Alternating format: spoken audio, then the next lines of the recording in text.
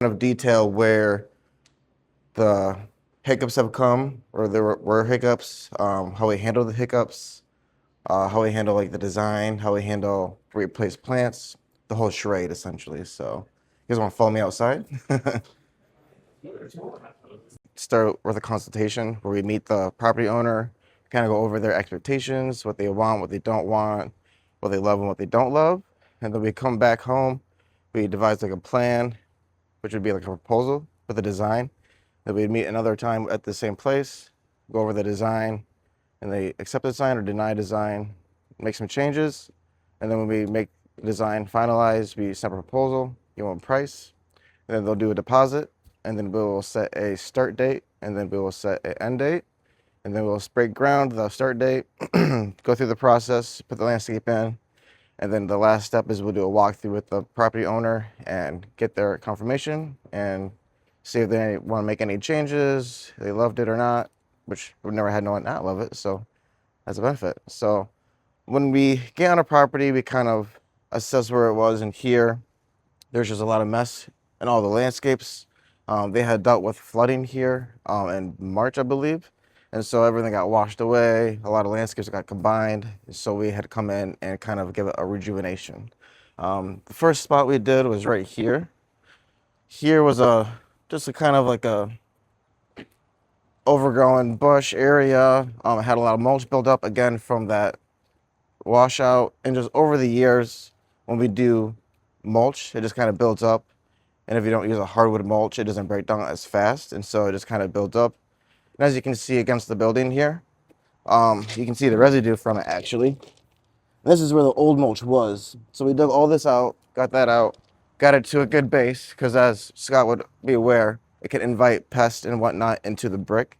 We got a nice little slenderina here, and then we put a dry bed here to help mitigate the water. They had issues with it kind of overflowing here. When we ripped out this bush, this drain was underneath that bush. So this drain has been here. I think it's connected to that sewer area right there. So we did a dry bed here to help bring all that water and help mitigate the overflow here. Keep it nice and clean. Here as well, just a nice perennial bed, which is overgrown. Not even overgrown. It was just messy. It just needed to be cleaned up with a new fresh mulch. So we did just that. And then we'll come to the front. We had an issue, as you can see, the mulch is built up to here, and ideally I would love to dig it out and expose this the root system down lower, but as you can see, this hasn't allowed it quite yet. And what it will do is you'll get like shoots, and it'll just stress this tree out and not allow it to be as healthy as it can be. And it can invite pests, it can invite rot, which is not a good thing to do. And you kind of see like a mulch volcano situation. And that's what that would be called. And we try to avoid that at all costs because, again, it's bad for the tree's health.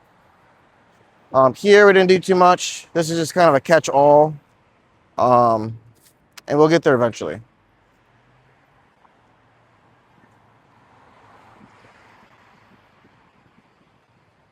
Here was just typical mulch. Just need to be ripped out, replaced with new mulch. And here, as you can see, it was situation just overgrown, didn't have much definition to it. We just cleaned it up, put some nice river rock there to help mitigate the water, not let it wash out anything, keep it nice and firm. We also trimmed these yews here as well to get them nice and formatted as well. Put some nice mulch in. We got some nice creeping phlox. Oh man, we got some nice another nice creeping blue flowering plant.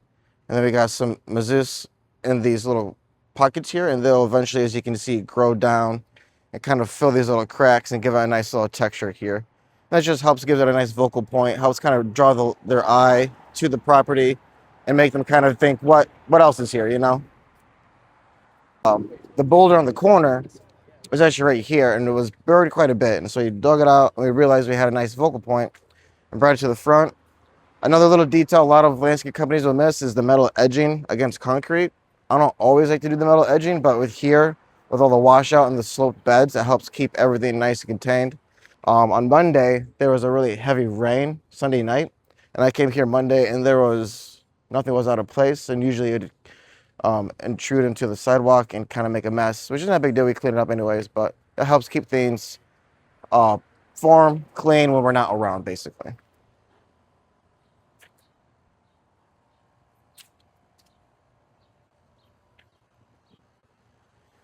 Believe it or not, this is my favorite piece of the landscape. Before, this is just mulch, and they kind of just walked up the slope and did deliveries here. And now we dug it out. We got some nice limestone down for the good base. We got some nice Fond du Lac steps here. And it's created a nice 3-tier stepping path to get to the back area a lot more safely. And also give it a nice vocal point too for the landscape to kind of tie it all in. I guess got a couple of nice grasses, a couple of nice succulents, and a couple more nice creeping flowers that will spread out and kind of fill their space nicely. And here we just got a couple of nice lavender and reed grass here. And I like reed grass specifically because if you notice, it has like these nice seated tips, and in the wind, it gives like a nice textured look over time. And not all grasses have that look with the wispy wind. And I like that. What are these called? Reed grass. Reed's grass. Reeds. Yeah, I can send you a photo of that. And then we have some nice lavender here, which will just be very voluptuous over time, fill that space nicely, and give a nice purple color. I try to keep like a purple and blue and pink, or purple, blue, and red with this landscape because of their existing color goes well with that. And this barberry bush has like that nice purple hue to it as well. And here we have another nice dry bed. And dry beds, again, they just help mitigate water.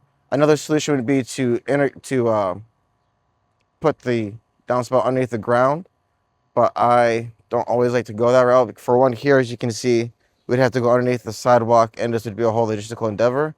I like to use a dry bed because it gives it a nice vocal point, it gives it a nice break up with the landscape, a nice texture. So I really like to lean in on just kind of a natural distribution of water rather than a corrugated pipe and have it fill into the landscape somewhere. And this section here was kind of a section that I mentioned that having a good landscaper really will define how your landscape does long term. With this landscape, when we ripped it out, there's a lot of root systems here, and root systems can really hinder how a plant will grow and succeed. We can tackle that by choosing plants that like rocky terrain, like rooty terrain, and that's what we did here.